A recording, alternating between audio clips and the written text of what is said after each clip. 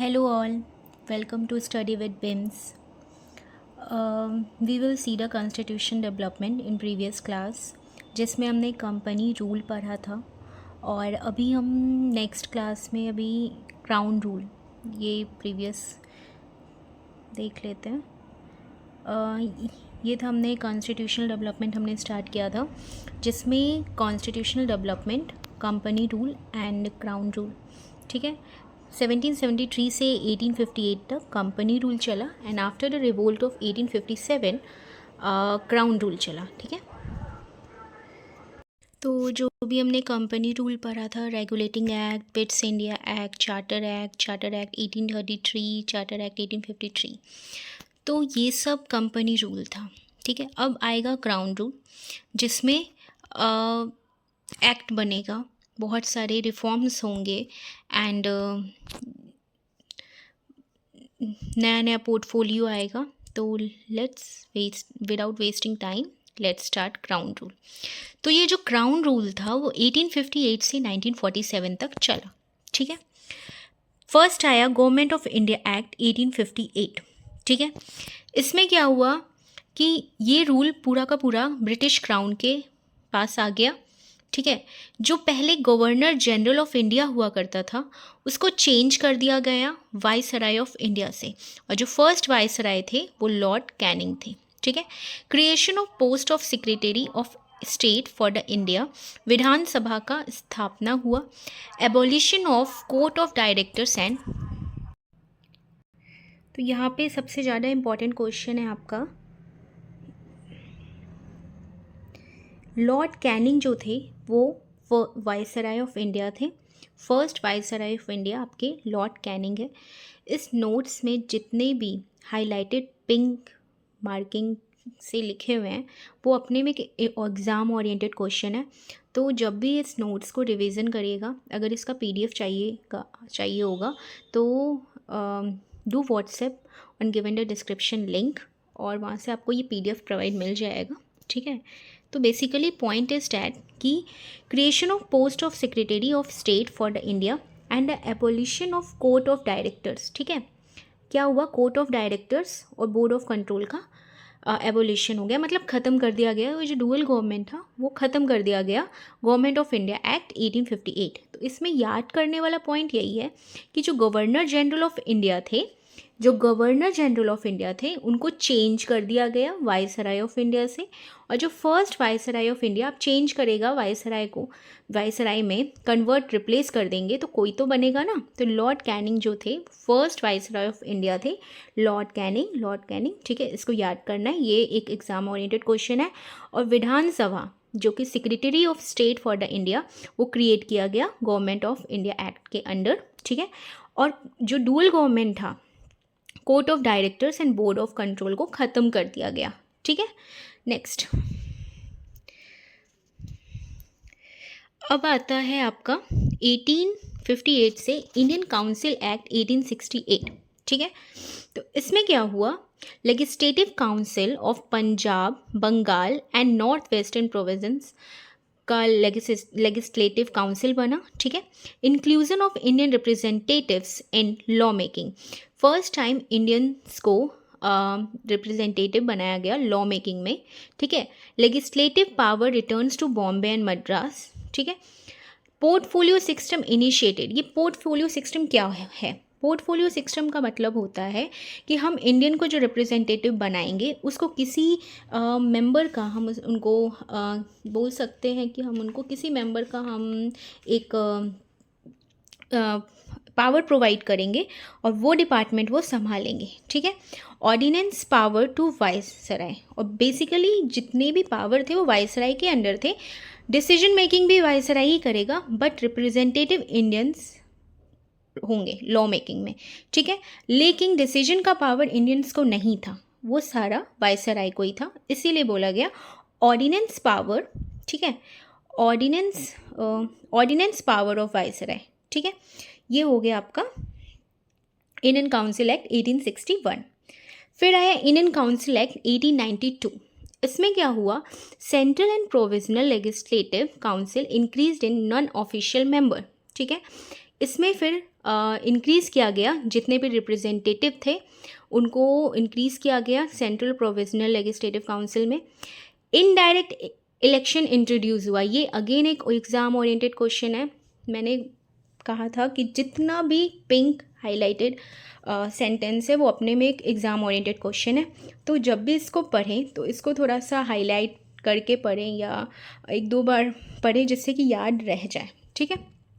तो Indian council act 1892, introduction of indirect election, right to ask question and debate on budget, ठीक है। इसमें क्या किया गया कि आप इंडियंस को ये राइट दिया गया कि आप क्वेश्चन अराइज कर सकते हैं और जो बजट पे जो भी डिबेट होता है आप उसमें पार्टिसिपेट कर सकते हैं। तो बेसिकली इसमें इम्पॉर्टेंट पॉइंट यही है कि इंट्रोडक्शन ऑफ इनडायरेक्ट इलेक्शन किस में हुआ, ठीक है। तो इंट्रोडक्शन ऑफ इनडायरेक्ट इलेक्शन आपका इंडियन काउंसिल एक्ट 1892 में हुआ, ठीक है। इंट्रोडक्शन ऑफ इनडायरेक्ट इलेक्शन 1892 में हुआ, और जो right to ask question and debate on budget वो भी इसी में हुआ। यही आपका क्वेश्चन पॉइंट ऑफ व्यू, ठीक है। अब आया आपका इंडियन काउंसिल एक्ट 1909, ठीक है, Morley Minto reform.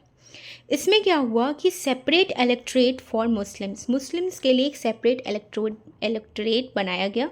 Expansion of central and provisional legislative council, और एक्सपेंड किया गया ये काउंसिल्स को। Indian in executive council of viceroy, ठीक है। इसी में फर्स्ट टाइम जो मॉर्ले मिंटो रिफॉर्म था 1909 का, फर्स्ट टाइम इसमें आपका इंडियन को एग्जीक्यूटिव काउंसिल का वाइसराय बनाया गया, ठीक है। इंडियन को आपको पहली बार इंडियन को एग्जीक्यूटिव काउंसिल का वाइसराय बनाया गया, जिसका वाइसराय जो इंडियन थे वो थे Satyendra Prasad Sinha.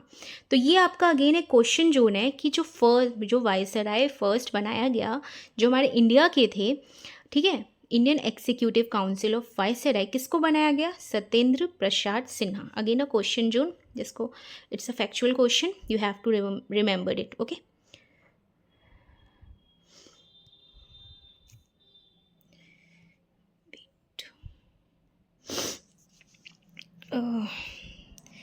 Then government of India act 1909, Montagu Chelmsford reform.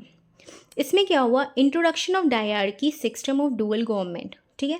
Dual government फिर से इंट्रोड्यूस किया गया इसमें एट प्रोविजनल लेवल पे इंट्रोड्यूस किया गया। तो introduction of diarchy system of dual government किस में इंट्रोड्यूस किया गया? आपका पूरी तरह से जो ख़त्म कर दिया गया था डुअल गवर्नमेंट वो फिर से इंट्रोड्यूस किया गया गवर्नमेंट ऑफ इंडिया एक्ट 1919, ठीक है। बाइकार्मल सिस्टम सेंट्रल लेवल पे, जो बाइकार्मल सिस्टम जो था वो सेंट्रल लेवल पे इसमें इंट्रोड्यूस किया गया। एंड जो डायरेक्ट इलेक्शन था लिमिटेड, ठीक है, एक्सपेंड किया गया इंडियन एक्ट 1919 में, ठीक है।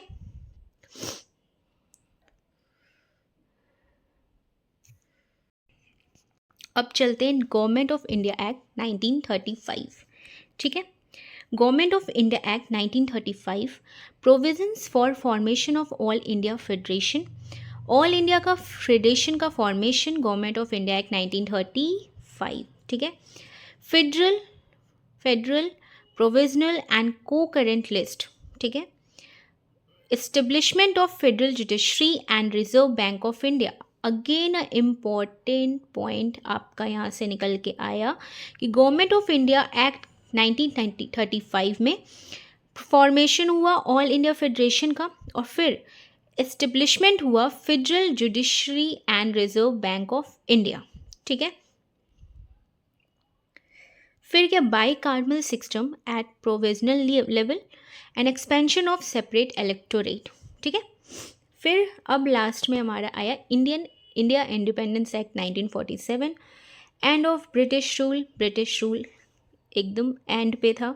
Abolition of viceroy and secretary of state जो गवर्नर जनरल रिप्लेस किया वाइसराय से, फिर वाइसराय को भी एबॉलिश किया गया, and secretary of state. Princely state given the option to join India and Pakistan to remain independent. Princely state को ये ऑप्शन दिया गया कि आप इंडिया और पाकिस्तान को रिमेन इंडिपेंडेंट जो है आप कर सकते हैं। Constituent assembly given the power to frame and adopt the constitution. और फाइनली कॉन्स्टिट्यूएंट असेंबली को ये पावर दिया गया कि आप अपना कॉन्स्टिट्यूशन फ्रेम और अडॉप्ट कर सकते हैं। और ये था हमारा पूरा कॉन्स्टिट्यूशन डेवलपमेंट, जिसमें हमने ये देखा कि कॉन्स्टिट्यूशन डेवलपमेंट कैसे आया, कैसे रिप्लेस हुआ और कैसे ख़त्म हुआ। ठीक है, तो पहले कॉन्स्टिट्यूशन डेवलपमेंट में आपका कंपनी रूल आया। 1877 के रिवोल्ट के बाद, 57 के रिवोल्ट के बाद क्राउन रूल को मतलब हैंड ओवर कर दिया गया। और फिर क्राउन रूल के बाद भी फिर 1947 इंडियन इंडिपेंडेंस एक्ट के तहत and of British rule and viceroy and secretary of state abolish कर दिया गया। एंड कॉन्स्टिट्यूएंट असेंबली को ये पावर दिया गया कि आप फ्रेम और एडेप्ट करें अपना कॉन्स्टिट्यूशन। अब नेक्स्ट पार्ट में हम पढ़ेंगे कि कॉन्स्टिट्यूशन कैसे बना, मेकिंग ऑफ कॉन्स्टिट्यूशन, क्या क्या बैकग्राउंड रहे, कौन कौन उनका रिपोर्ट, बिल्स और जो भी है प्रोवाइड किया, और कैसे हमारे कॉन्स्टिट्यूशन का फॉर्मेशन हुआ। देन हम स्ट्रक्चर पढ़ेंगे कॉन्स्टिट्यूशन असेंबली का, क्या स्ट्रक्चर रहा, पहले कितने मेंबर्स आए, कितने नॉमिनेट हुए, कितने इलेक्टेड हुए। ठीक है, पहले ये first parliament, first meeting and कितने सेशन हुए, कितना टाइम लगा, कितना एक्सपेंस हुआ, कितने उसमें जो इम्पोर्टेंट वुमेन्स थी जिन्होंने टेक पार्ट किया हमारे कॉन्स्टिट्यूशन को बनाने में। एंड मेजर कमिटीज़ बना, कितने सारे कमिटीज़ मेजर थे, माइनर थे, important work of constituent assembly, क्या क्या उनके इम्पॉर्टेंट वर्क थे। और फर्स्ट जितने भी इंटरिम कैबिनेट बने उनका क्या था। तो ये सारा हम नेक्स्ट लेक्चर में पढ़ेंगे। Hope you all guys like this video, and if you require the PDF for this subject, kindly message us on the WhatsApp number given below to request a PDF. Thank you, and stay connected with our channel.